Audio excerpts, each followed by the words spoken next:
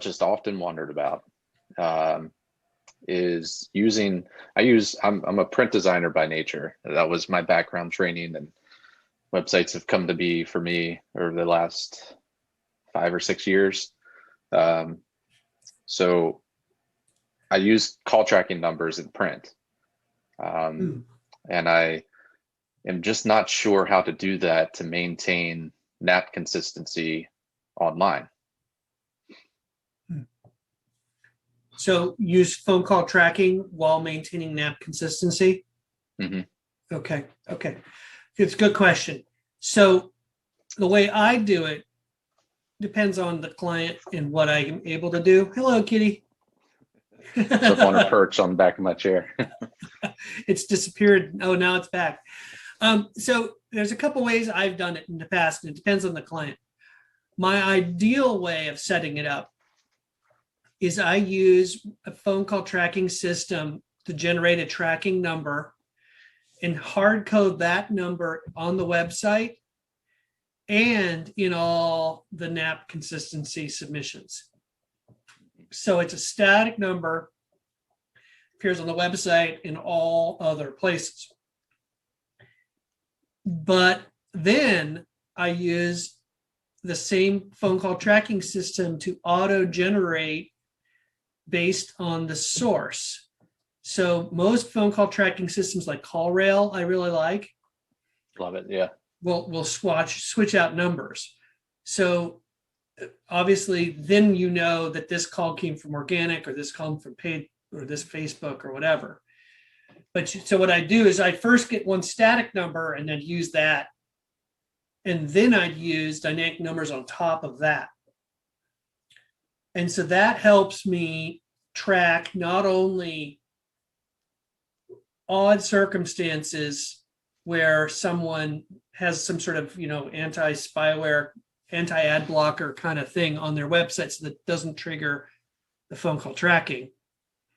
And I still get credit for the phone call. But I lump all those together with all the other phone calls from Yext, Facebook, Yahoo, Bing, because those are all using the same static number.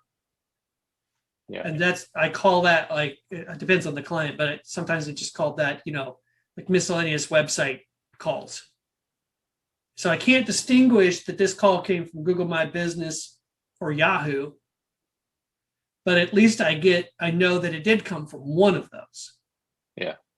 And then I'm having the CallRail substitute out and replace dynamically based on the traffic to the site.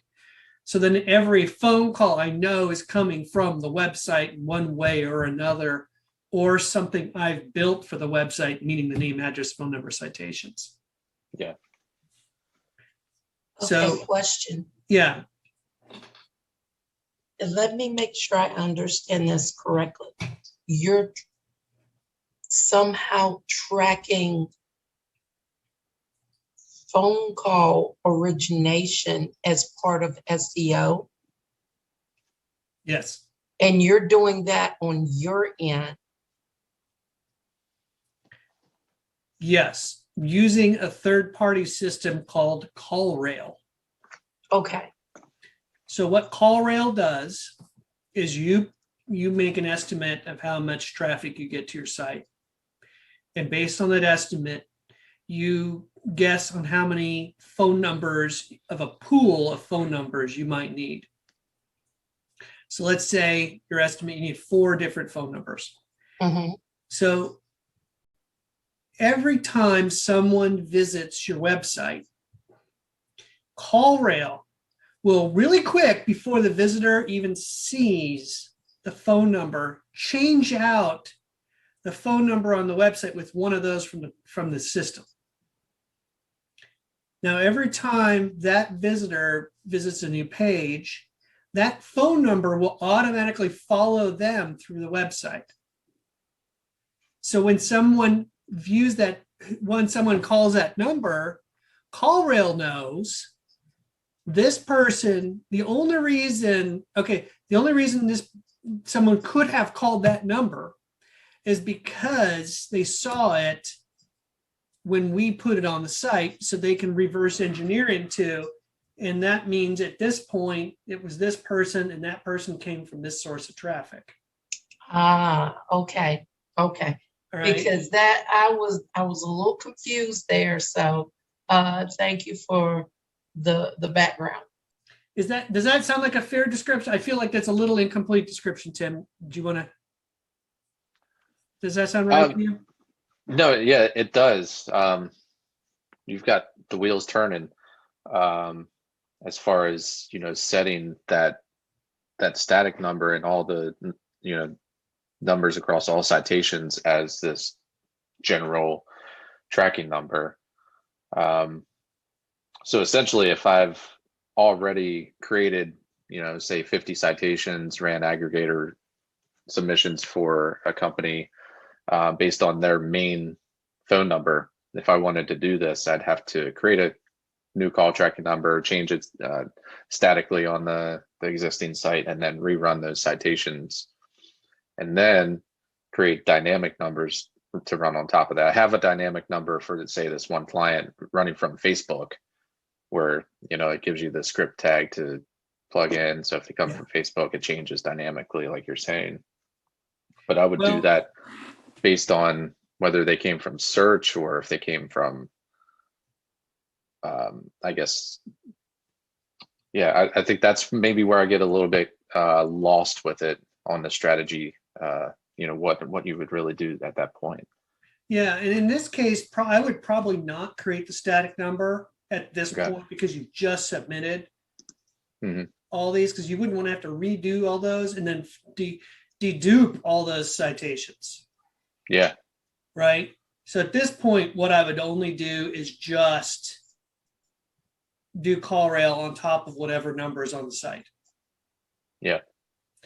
And I would just, do the full submission for CallRail. I forget what they call it, but basically just track everything and tell me how the person found us in the first place.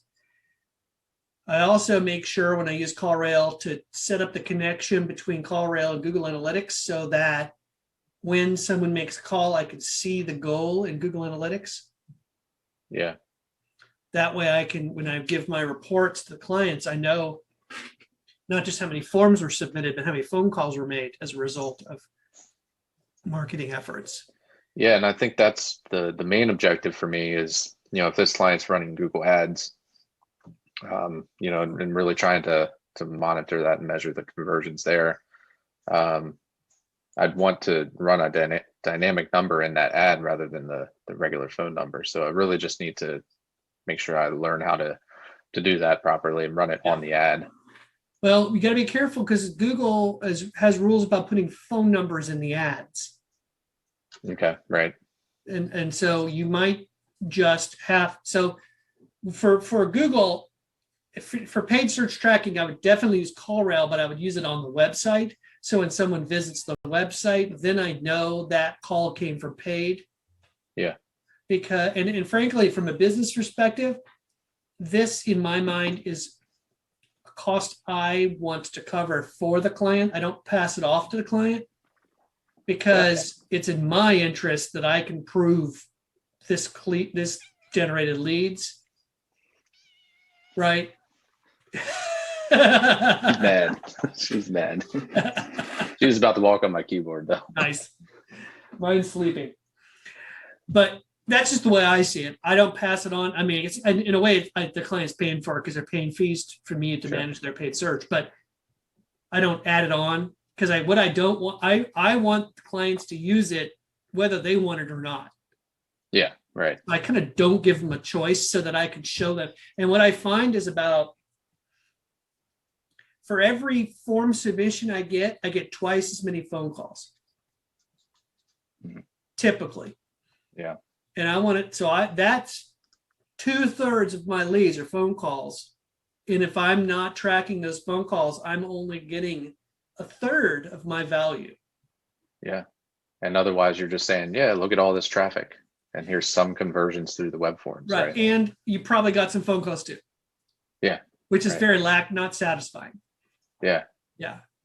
What was I going to say? Oh, pro tip, learn from my mistakes. be very, very, very careful that you explain to the client how the phone call tracking system works. Because one time a client hired another advertising agency to produce a billboard for them.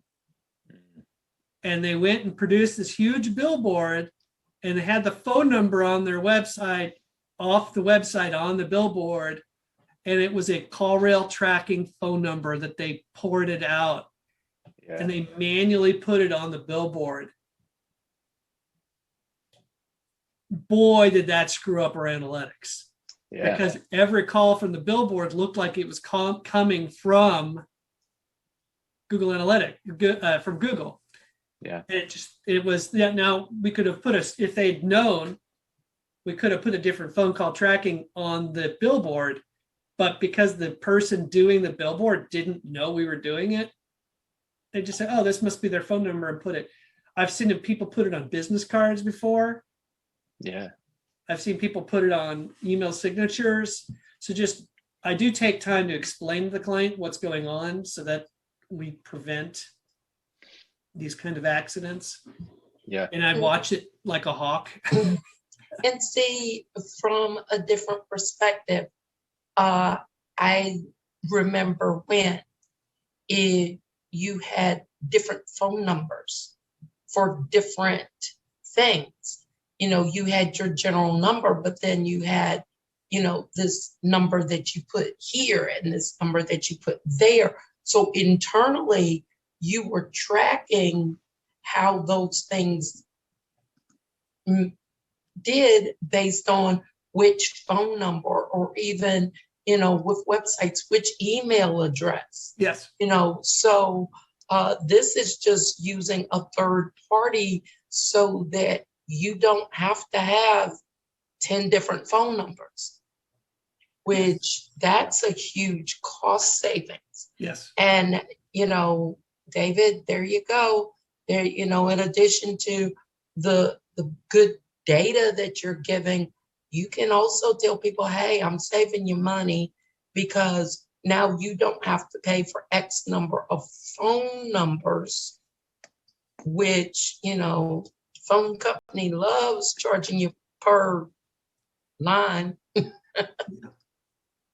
And what CallRail is a credible company. So if my clients leave, I can give them the CallRail account and they don't lose any of their phone numbers. If for some reason a phone number changes and we have all kinds of flexibility, you could port these numbers around as necessary. So I feel really good using them, because even if the client stops working with me, it doesn't burn. Because the downside of this is if we turn off phone call tracking, some clients have, my clients' customers have written down a tracking number. Yep.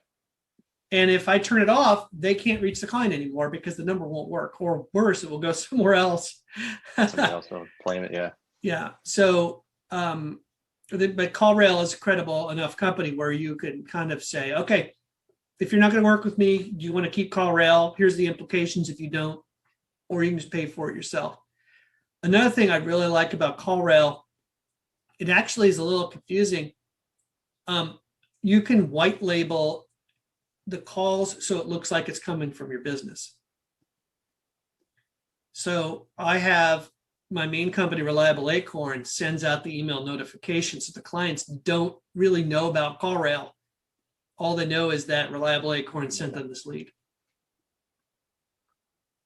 That's cool. I wasn't aware of that. Yeah. I like So- CallRail a lot too. And I was going to say, I've set it up for a few clients where I've created the account, got their credit card, set it up, and then I give them ownership of it, just like Google Analytics, and I'm a manager. So I have my own login, right? And I can, when I log in, I have those clients that I can select from. And the reporting is really strong, I think. Oh yeah. I've used it in print campaigns and direct mail campaigns, and then just taken screenshots of some of the reports and included links to the reports so that they could easily access that. And And it does record the calls too, so it's great for clients and sales training and Yeah. just hands-off observation. Yep. And I've used their lead form submission tool, which is a little extra, as a way to help clients who will often lose form submissions to make sure they're getting all their form submissions and they get all their leads in one dashboard. And now they're able to take better action than trying to find the lead somewhere else. That's Highly cool. recommend it.